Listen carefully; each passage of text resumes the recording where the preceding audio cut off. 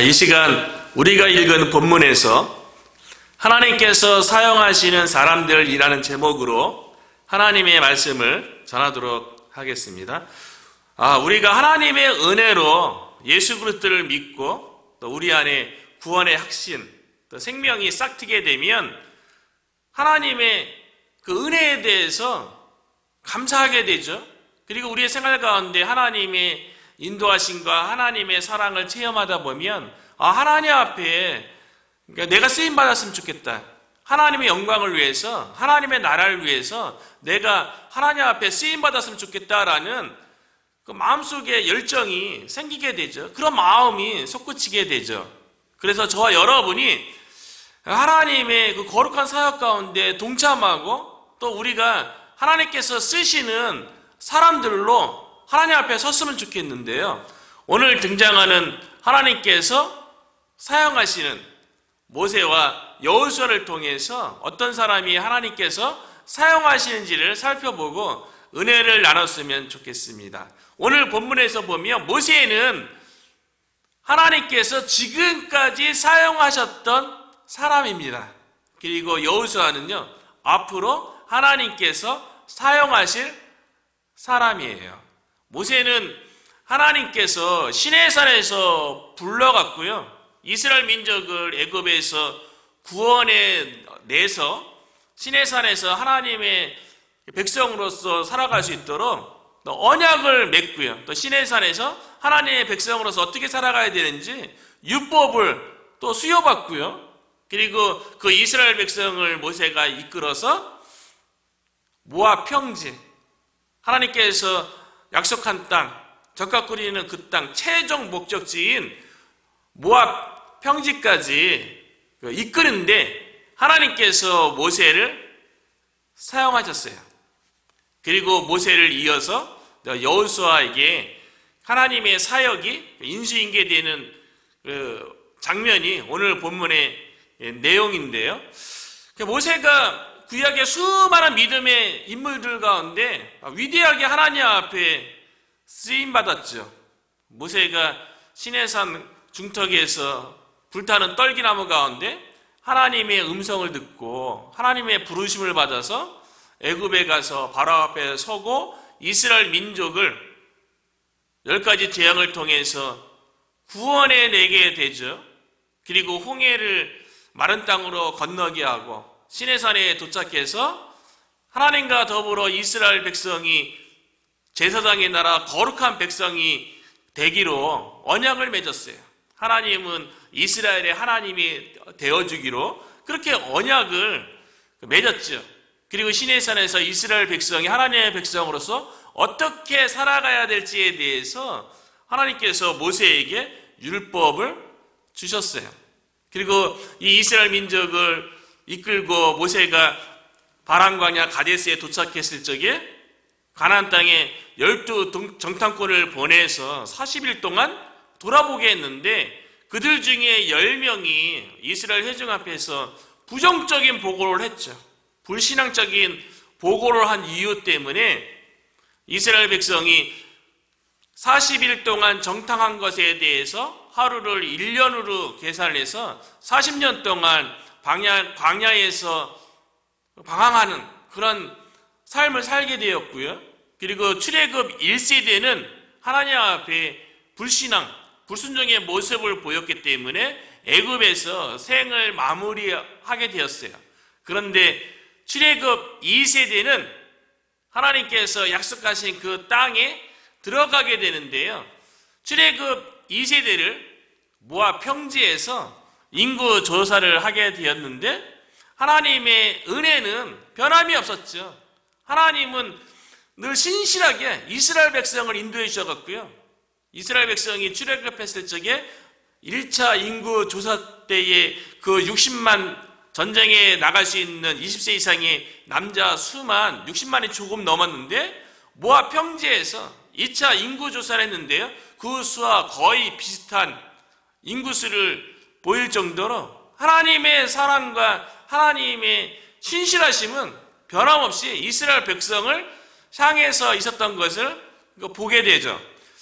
하나님께서는 모세를 통해서요, 이스라엘 민족을 애굽에서부터 모압 평지까지 인도하는데 하나님께서는 모세라는 그의 성품이 온유함이 온 지면의 모든 사람보다 뛰어났고 하나님께서 모세에 대해서 나의 친구라고 얘기하고 모세는 하나님을 향해서 대면하여서 하나님과 친밀하게 교제했던 그런 인물로 하나님 앞에 위대하게 쓰임받았던 사람입니다.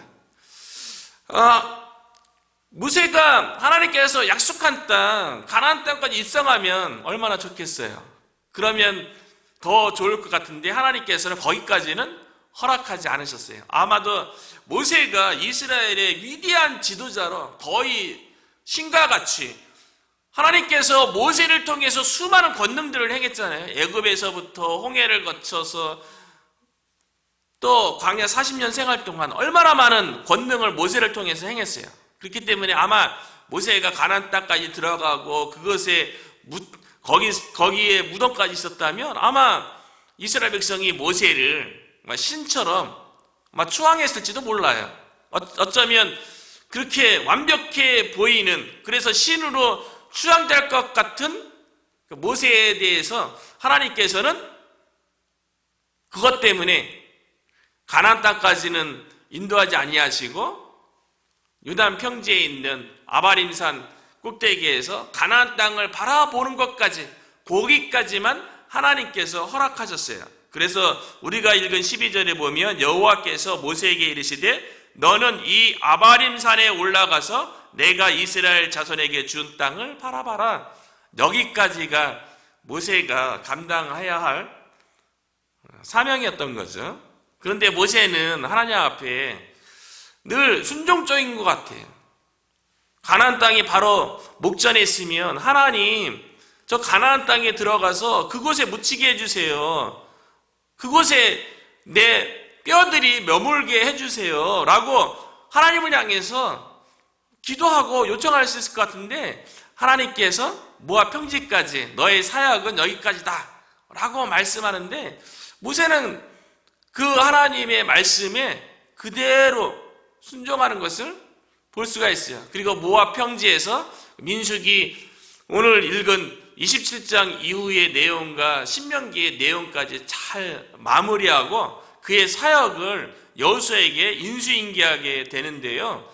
하나님께서 사용하셨던 모세, 그 어떻게 하나님께서 준비하여서 사용했는지를 간단하게 살펴보면요. 모세의 일생은 120년 동안 하나님 앞에 80년 동안 준비되고 40년 쓰임받는데요. 모세가 애굽에서 왕자로 40년 동안 생활했었죠. 그런데 애굽에서 거주했던 이 40년이라는 이 기간이요, 하나님께서 모세를 나중에 쓰시기 위해서 훈련하였던 기간이라는 것을 우리가 알 수가 있어요.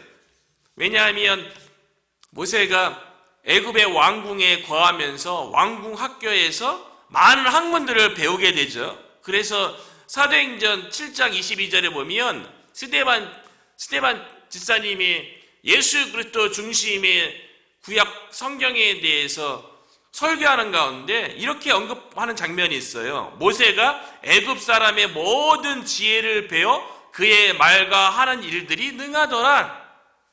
모세가 40년 동안 애굽의 왕궁에서, 그 당시에 제국이었죠. 최고의 학문을 가지고 있었던 애굽에서 학문을 갈고 닦았기 때문에 나중에 하나님의 부르심을 받아서 하나님 앞에 쓰임받을 적에 그 당시에 배웠던 학문이 배경이 되었기 때문에 모세를 통해서 모세오경이라는 성경 66권 중에 헌법과도 같은 모든 성경의 기초가 되어지는 모세오경을 기록하는데 쓰임받을 수 있었다는 거죠. 그러니까 모세의 생애 가운데 어떤 생애도 헛된 생애는 없는 거예요. 하나님의 부르심을 받아서 하나님 안에서 거듭나면 우리의 과거에 있었던 모든 것들도 하나님을 위해서 쓰임받게 되는 거죠. 그리고 모세가 애굽에서 히브리인 중에 한 명을 돕고자 했다가 애굽 관리를 돌로 쳐 죽이는 사건이 벌어져서 또 바로의 낯을 피해서 미디안 광야에 도망가서 40년 동안 생활하게 되죠. 그런데 미디안 광야에서 40년 세월도 하나님의 부르심을 받고 보니까 결코 헛된 기간이 아니었어요. 미디안 광야 40년 동안 모세가 거주했던 곳이 어디입니까? 미디안의 제사장이었던 이드로의 집에 40년 동안 머물렀어요. 모세가 80세였을 때도 이드로의 양떼를 돌보고 있었잖아요. 그걸 보면 그 모세는 야곱처럼 욕심이 있어서 자기의 재산을 챙기려고 했던 그런 모습도 없었어요. 그냥 이드로의 집에서 장인의 그 제사장으로서 역할을 하는 것을 40년 동안 지켜봤던 거죠. 그런 배경이 있었기 때문에 시내산에서 하나님께서 모세에게 회막에 대해서 회막을 어떻게 지어야 되는지, 그리고 제사장이 어떤 직분을 감당해야 되는데 여러 규례들을 아주 수치까지 색상까지 그 재료까지 하나님께서 일일이 다 언급하는데, 모세가 그것을 다 기억했다가 성경으로 다 기록할 수 있었던 이유는요, 미디안 광야 40년 동안 자신의 장인이었던 제사장 이드로의 생활을 옆에서 바라보면서 선 이해가 있었기 때문에 하나님께서 시내산에서 이야기할 적에 더 잘 이해하고 나중에 그것을 기억해서 성경으로 쓸 수 있었던 배경이 되는 거죠. 비록 모세에게는 미디안 광야에서 40년 처가 생활이었지만 하나님께서 그곳에서도 모세를 준비시키셔서 나중에 이스라엘의 제사 제도를 기록하는데 귀하게 쓰임받는 생활이 되게 하셨어요. 그리고 모세가 80세에 부름을 받아서 이스라엘 민족을 애굽에서 인도해 내고요, 그 광야에서 40년 동안 참으로 힘든 일을 많이 겪었죠. 이스라엘 백성들이 그 광야 생활 가운데 눈에 보이는 그 척박한 환경으로 인해서 먹을 것 때문에, 마실 것 때문에, 고기 먹고 싶다고 또 물 마시고 싶다고 얼마나 많이 모세를 원망하고 하나님을 원망하고 불평하고 다시 애굽으로 돌아갔으면 좋겠다, 왜 이곳에서 죽게 하느냐, 얼마나 많은 원망을 쏟아냅니까? 그럼에도 불구하고 모세는 그들과 함께 광야 생활 가운데 고난에 참여하고 그들을 신실하게 가나안 땅 동편에 모압 평지까지 인도한 거 아니에요? 이제 요단강을 건너면 가나안 땅에 입성하게 되는 거예요. 그러니까 하나님께서 모세를 가나안 입성까지 사용하셨는데요, 80세부터 120세까지 40년 동안 광야에서 이스라엘의 지도자로 모세가 쓰임받는데, 모세는 그 광야 생활 가운데 어떠한 마음으로 하나님 앞에 쓰임받았는지에 대해서 히브리서 저자가 이렇게 기록하고 있는데요, 히브리서 11장 24절과 25절에 보니까요, 믿음으로 모세는 장성하여 바로의 공주의 아들이라 칭함받기를 거절하고 도리어 하나님의 백성과 함께 고난받기를 잠시 죄악의 낙을 누리는 것보다 더 좋아하고 그리스도를 위하여 받는 수모를 애굽의 모든 보화보다 더 큰 재물로 여겼으니 이는 상 주심을 바라봄이라. 모세가 광야 40년 동안 얼마나 많은 백성으로부터 원망과 불평을 드렸어요. 수많은 고난을 당했죠. 그런데 자신이 당하는 고난은 그리스도의 고난에 동참하는 거였대요. 그리고 모세가 하나님께서 나중에 상 주실 것을 바라보고 애굽의 그 40년 동안 인도하는 가정 가운데 당했던 모든 수고와 어려움을 감당했다는 거죠. 그리스도를 바라보면서요. 그리스도께서는 우리를 위해서 얼마나 많은 고난을 당하셨어요. 그 예수님이 당한 고난에 비하면 우리가 하나님의 사역에 동참하는 가운데 당하는 고난은 아무것도 아닌 거죠.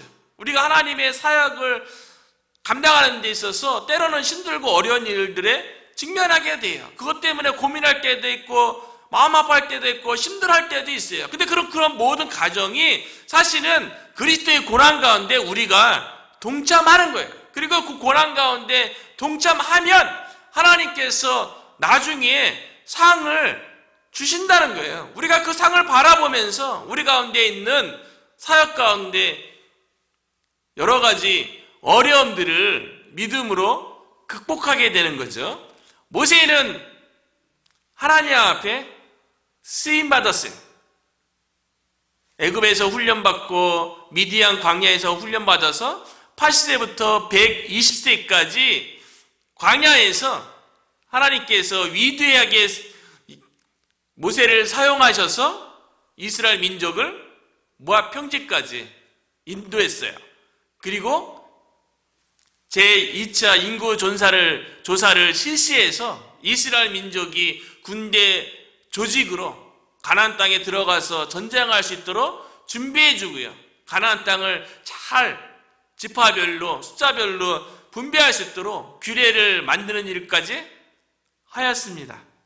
그리고 하나님께서 모세가 무리바에서 이스라엘 백성이 물 없음을 인하여서 하나님과 모세를 원망할 적에 하나님께서 모세에게 한 반석에게 명령해서 물을 내게 했는데 모세가 혈기 때문에요. 이스라엘 백성들이 원망하니까요. 혈기 때문에 자신이 가지고 있던 지팡이로 반석을 2번 내리치는, 그래서 하나님의 거룩함을 나타내지 못한 이유 때문에 가나안 땅에 입성하지는 못하지만 가나안 땅을 바라보고 자신의 사역을 마무리하게 되었다는 거예요.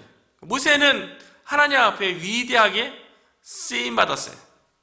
그리고 모세를 이어서 오늘 본문에는 후계자로서 한 사람을 세워야 되는데요. 모세가 하나님 앞에 기도합니다. 모세는 이스라엘 백성에 대해서 너무나도 잘 알잖아요. 그리고 광야 40년 동안에 이스라엘 백성으로 인해서 모세가 그들을 인도하는 과정 가운데 경험에서 우러나오는 그 마음을 가지고 하나님께서는 모세를 모압 평지까지만 사용하시니까 그거를 듣고 난 다음에 모세가 자기를 이어서 세워질 지도자를 위해서 기도하는데요. 이렇게 기도하는 거예요. 17절이죠. 그로 그들 앞에 출입하며 그들을 인도하여 출입하게 하사 여호와의 회중이 목자 없는 양과 같이 되지 않게 하옵소서. 모세는요, 자신이 목자의 마음을 가지고 이스라엘 백성을 40년 동안 돌보고 인도했음을 자신의 경험을 되돌아보면서요, 자신을 이어서 후계자로 세워질 지도자도 목자의 마음을 가지고 이스라엘 백성을 돌보고 사랑해 주기를 바라서 그와 같은 기도를 했던 거예요. 이스라엘 백성이 광야 40년 동안 양처럼 얼마나 그릇된 길로 각자 제 길로 가는 삶을 살았어요. 그러니까 자신들의 감정대로 주변에 주어지는 환경 때문에 늘 불평하고 불만했던 것 아닙니까? 양처럼 그릇된 길로 행하고 각자 제 길로 가는 그 양들을 모세가 목자의 마음을 가지고 그들의 마음을 보듬고 그들을 위해서 하나님 앞에 기도하고 그들을 위로해서 결국 하나님께서 약속하신 땅 가나안 땅 그 전 모압 평지까지 인도했던 것처럼 모세 이후에 세워질 지도자도 목자의 마음을 가지고 이스라엘 백성이 목자 없는 양과 같이 되지 않기를 하나님 앞에 간구하는 거예요. 양의 특성상 그렇대가고 각기 제 길로 가는 거예요. 그래서 이사야서 53장 6절에 보면 우리는 다 양 같아서 그릇 행하여 각기 제 길로 갔거늘 여호와께서는 우리 모두의 죄악을 그에게 담당시키셨도다. 장차 오실 메시아에게 담당시켰다는 거죠. 모든 우리의 죄에 대해서요. 그래서 예수님께서는 이 땅에 선한 목자로 오신 거예요. 요한복음 10장 11절이죠. 나는 선한 목자라. 선한 목자는 양들을 위하여 목숨을 버리거니와. 목자는요, 양을 위해서 목숨을 버리는 거예요. 목자의 마음을 가진 지도자는요, 양을 위해서 희생하고 헌신하는 자세를 가지는 거예요. 모세와 그와 같은 목자의 마음을 가지고 이스라엘 백성을 모아 평지까지 인도했고요. 앞으로 세워질 후계자도 목자의 마음을 가지고 양과 같은 이스라엘 백성을 가나안 이성에서 정착하는 데까지 인도해 주기를 바라는 마음이 있는 거죠. 그렇게 모세가 하나님 앞에 기도를 한 것입니다. 저와 여러분에게도 목자의 마음이 있었으면 좋겠어요. 우리가 복음을 통해서 구원해낼 이 지역에 있는 수많은 예비된 영혼들은 다 양과 같은 사람들이에요. 그래서 그릇행하고 각자 제 길로 가려고 하는 사람들이에요. 그들을 향해서 우리가 목자의 마음이 없으면 그들을 어떻게 보듬고 그들을 어떻게 품고 그들을 어떻게 복음으로 변화시키고 하나님의 말씀으로 그들이 하나님 앞에 올바로 설 수 있도록 하나님의 사람으로 살아갈 수 있도록 어떻게 돌보고 인도할 수 있겠어요? 목자의 마음이 있어야 되는 거예요. 저와 여러분이 목자의 마음을 가지고 한 영혼 한 영혼을 향해서 불쌍히 여기는 마음, 불쌍히 여기는 마음을 가지고 우리 주변에 있는 방황하는 양들에 대해서 그들을 복음으로 주님께로 인도하고 교회에 나와서 그들을 여전히 하나님 앞에 쓰임받을 수 있도록 말씀으로 그들을 양육하는데 우리가 목자의 마음을 가지고 하나님 앞에 쓰임받을 수 있기를 주의 이름으로 축원합니다. 두 번째, 하나님께서 사용하시는 사람은요, 성령 충만한 사람이어야 된다는 거예요. 18절이죠.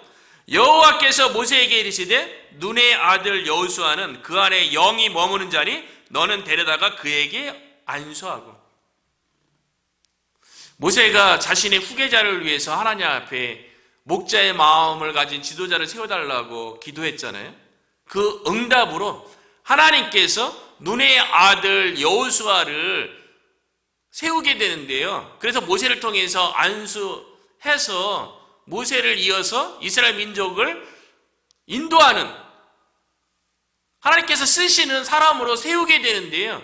여호수아의 특징이 무엇이냐면 하나님께서 직접 말씀하시죠. 여호수아는 그 안에 영이 머무는 자니. 왜 하나님께서 여호수아를 사용하시려고 합니까? 여호수아 안에 하나님의 영이 거하기 때문이에요. 하나님께서 어떤 사람을 사용하십니까?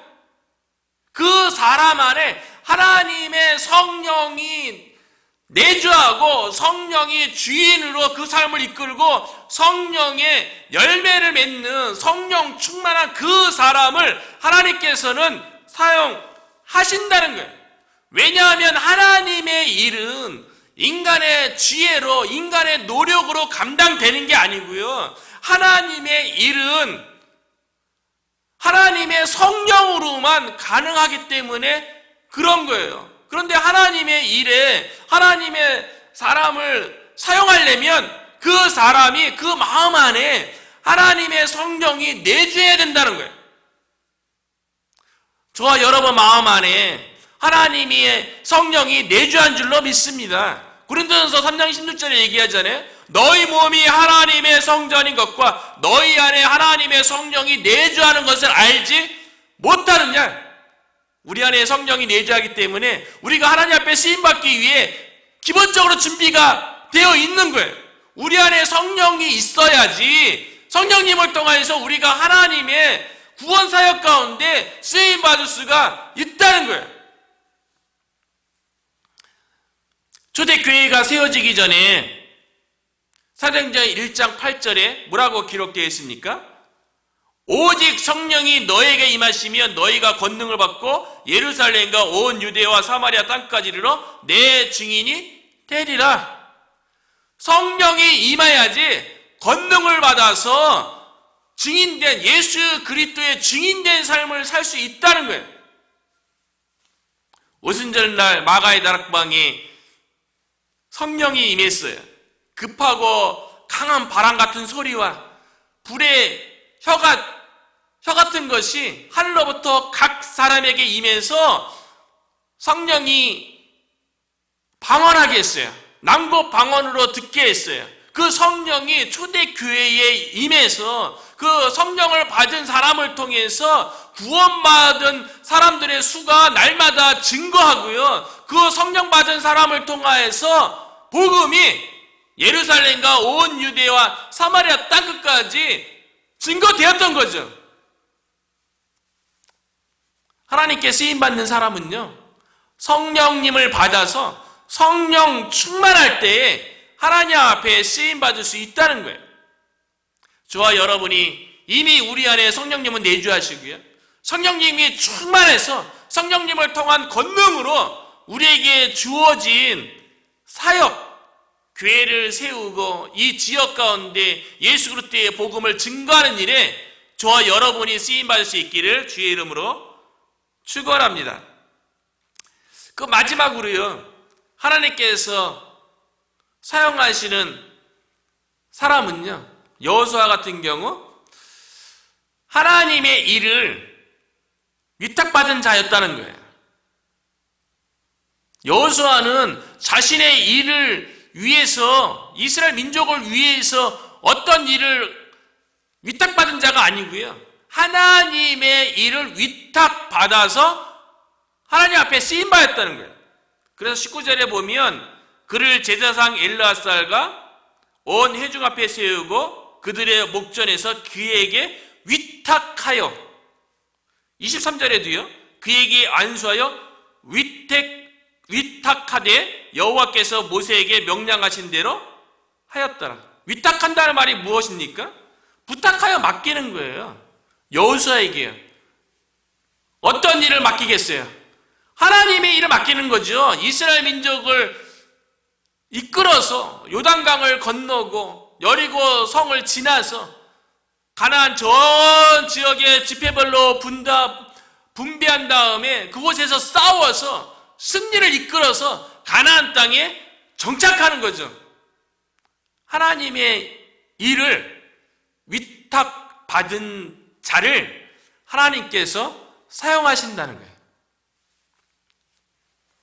하나님의 천지 창조에서부터 하나님께서는 하나님의 일을 위탁해서 하나님의 일을 하게 하셨어요. 그래서 창세기 1장 28절에 보면 하나님이 그들에게 복을 주시며 하나님이 그들에게 이르시되 생육하고 번성하여 땅에 충만하라. 땅을 정복하라. 바다의 물고기와 하늘의 새와 땅에 움직이는 모든 생물을 다스리라 하시니라.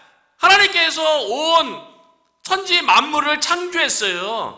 그렇기 때문에 천지 만물을 다스리는 주권을 가진 분은 하나님이세요. 하나님이 왕으로 온 땅을 다스릴 권세가 있으세요. 그런데 이 땅을 다스릴 권세를 아담과 하에게, 아담에게 주셨다는 거예요. 아담에게 위임한 거죠. 위탁한 거죠. 위탁받아서 하나님의 일에 동참하고 하나님의 일에 함께하는 걸 통해서 하나님이 함께 하시고 하나님께서 영광 받으시는 것을 기쁨으로 삼게 하셨던 거죠. 우리들도 하나님께 쓰임받기 위해서요, 우리에게 주어진 위임된, 위탁된 일들이 있습니다. 예수님께서 12 제자들에게 이미 말씀하셨죠. 마태복음 28장 19절 20절이에요. 그러므로 너희는 가서 모든 민족을 제자로 삼아 아버지, 아들과 성령의 이름으로 세례를 주고 내가 너희에게 분부한 모든 것을 가르쳐 지키게 하라. 볼지어다 내가 세상 끝날까지 너희와 항상 함께 있으리라. 모든 민족을 제자 삼는 이 일을 예수님께서 제자들에게 위탁하셨죠. 그리고 저와 여러분에게, 그리스도의 제자라고 여기는 저와 여러분에게 위탁하셨어요. 하나님께서 쓰시는 사람은요, 하나님의 일을 위탁해서 사용하신다는 거예요. 이미 저와 여러분에게 하나님께서 복음을 통하여서 온 땅에 증거되기를 우리에게 이미 위탁하셨습니다. 우리가 하나님의 일을 위탁받은 자로서 저와 여러분이 이 몽고메리 카운티 가운데 이 우리 교회 주변 사람들에게 우리가 온전히 쓰임받을 수 있기를 주님의 이름으로 축원합니다.